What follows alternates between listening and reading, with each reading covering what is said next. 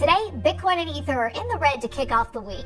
A federal court rejects Kraken's motion to dismiss an SEC lawsuit against the crypto exchange.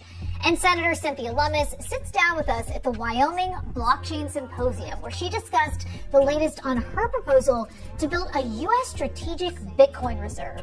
Cryptocurrencies are headed lower this morning. By noon Eastern, Bitcoin dropped a little less than 1% and was trading at 63,545. Ether fell by 1.5% to 27.22, and Solana slipped a little more than 1% to 157.70. But that only tells part of the story. If we look at Bitcoin's performance since our last episode on Friday, that cryptocurrency is actually up 3.25%, while Ether's up nearly 2% in that time. Okay, let's talk about the top stories. A federal court rejected Kraken's motion to dismiss an SEC lawsuit against the crypto exchange. That's according to this court filing from Friday, which says that the defendants have 20 days to answer the complaint. The SEC charged Kraken back in November with allegedly operating as an unregistered securities exchange, broker, dealer, and clearing agency. Friday's court filing says that Kraken does not deny it never registered with the SEC, but says that it does not need to because the transactions that it enables on its platform do not involve securities and therefore do not fall within the SEC's regulatory purview.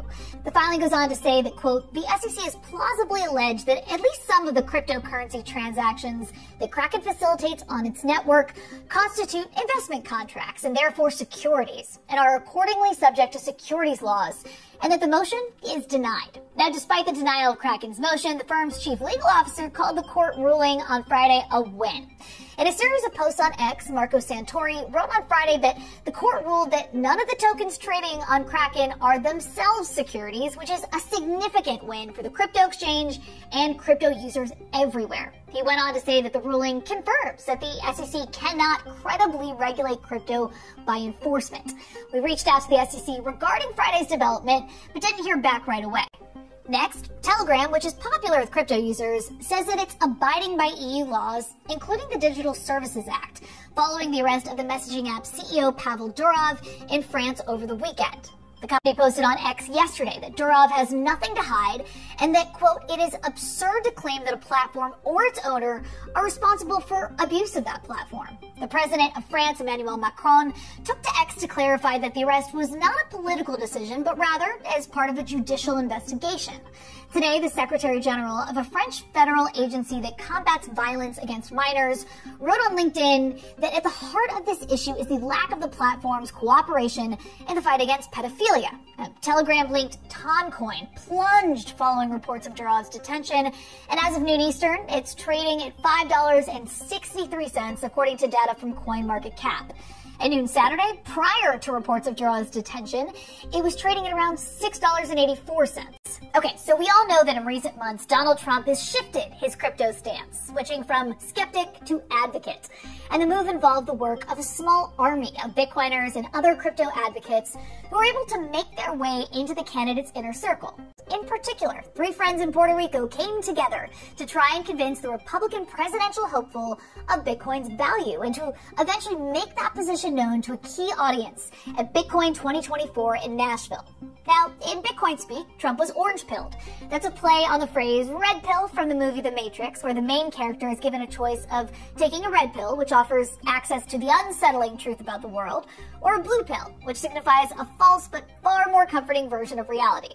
Orange pill refers to Bitcoin's official color and represents one's dedication to the cryptocurrency over fiat currencies. Now, within the group of confidants, friends, family members, and colleagues united in their mission to orange pill Trump were the trio of Puerto Rico residents, which include a former California prosecutor and the organizer of the Bitcoin conference in Nashville. The trio spent months secretly teaching Trump about Bitcoin, and the former president's recent pro-crypto stance has led to a surge in endorsements and donations from big names in the industry, including the Winklevoss twins. Meantime, Democrats are trying to show that they can find common ground with the crypto industry despite the tension that has surfaced in recent years from the Biden-Harris administration and the heavy regulatory hand of SEC Chair Gensler. In fact, last week, Harris's campaign advisor reportedly said that the Democratic nominee would take a more supportive stance on emerging tech like crypto. All right, sticking with politics for our main story. Crypto World's Tanea McKeel sat down with Wyoming Senator Cynthia Lummis last week at the Blockchain Symposium in the Cowboy State, where the two discussed the latest on her recently announced bill to build a strategic Bitcoin reserve. She also weighs in on Washington's progress to pass crypto regulation. Senator Lummis, it is lovely to see you again. Thank you so much for joining us in this beautiful setting here in your home state. The last time we spoke, you were just revealing your proposal for a strategic Bitcoin reserve, and I think hoping for a substantive sort of feedback period here between now and the end of the year. How's that going? Well, it's going really well. We had proposed that we use our gold certificates, mark them to market, sell them for US dollars, invest US dollars in Bitcoin, store it untouched for 20 years, and 1 million Bitcoin would reduce our current debt in half. So it is a play to back the US dollar. It's also a play to make sure that our debt is being retired and having a strategy for it. So I continue to visit with members of the Senate about that concept. We know this is something that's not ready for 2024 primetime legislation, but it will be in 2025. Is there any good feedback you've gotten, constructive or otherwise, that has been eye-opening to you? I haven't seen any feedback that leads me to believe that we're not on the right track. The feedback I've gotten so far is what we usually hear about digital assets, that they're volatile and that this is not the kind of volatile asset that can underpin the US dollar.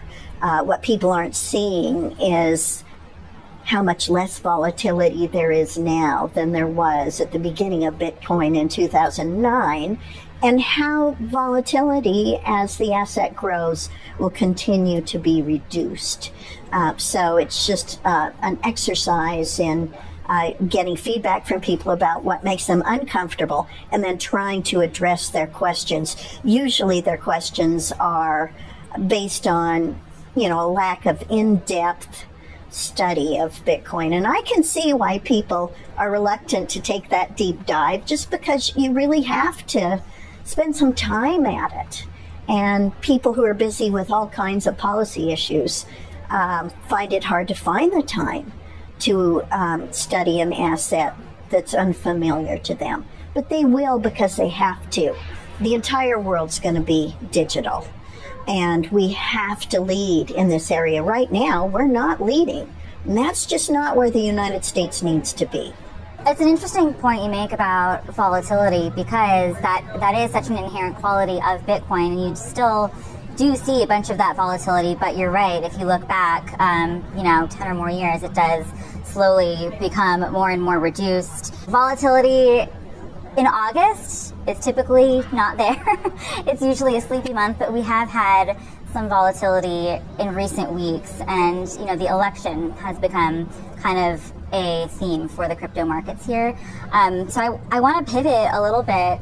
Senator Schumer made kind of a splash, I think it was a couple of weeks ago now, where he said on the Crypto for Harris call that he was pushing to get crypto legislation passed, and said that he thought it could be done by the end of this year. What would make that something that you could put your support behind? Well, I'm very encouraged by those remarks. We know there's legislation in the Senate Ag Committee, because the commodities portion of digital assets, which really is Bitcoin and Ethereum for now, are under the jurisdiction of the Senate Ag Committee, because the Commodity Futures Trading Commission falls under their jurisdiction. And so there is a bill that can prove to be the vehicle to kickstart the Senate's debate on digital asset regulation. So the fact that Senator Schumer, who is in the very best position to move this forward and use his clout as the Senate leader to do so, it just makes me encouraged.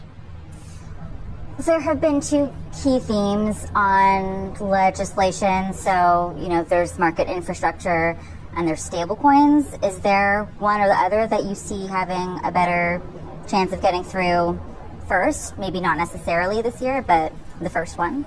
Well, once a bill gets out of the Senate Ag Committee and goes to the floor, then all kinds of amendments can be added. So the way I envision it happening, if Senator Schumer chooses to exercise his leadership and his position to move it forward, is that a bill that is CFTC based comes out of the Ag Committee to the Senate floor, at which point the SEC portion could be added, the stablecoin portion could be added, and it could become a larger financial services type of bill. So if it happens, that's how I see it happening. You know, you've been very supportive of the Bitcoin industry, and you've put your name behind some stablecoin legislation. Crypto, of course, goes beyond Bitcoin, and, you know, symbolically, it's one of the things that makes it fun to be at this conference here in the state, which historically has pushed the boundaries of financial innovation. You know, we're talking so much at this event about the future of crypto and digital assets. What are some key themes that are of interest to you? What do you see as sort of the next big thing to tackle in the crypto space? Well, I'm learning a lot more now about utility tokens, the notion that something could be on the blockchain that establishes property rights and how that can benefit all kinds of businesses. The applications are almost limitless. And so it is the component of digital assets that really is more a store of property rights as a Bitcoin, or excuse me, as a blockchain ledger that I'm learning more about and trying to appreciate and understand where regulation is not necessary and where we should let this industry run and innovate and grow, or where matters like data privacy need to be protected in that process. So I'm learning a lot about that component of the cryptocurrency world. Okay, that's all for Crypto World today, but we'll be back again tomorrow, and we'll see you then.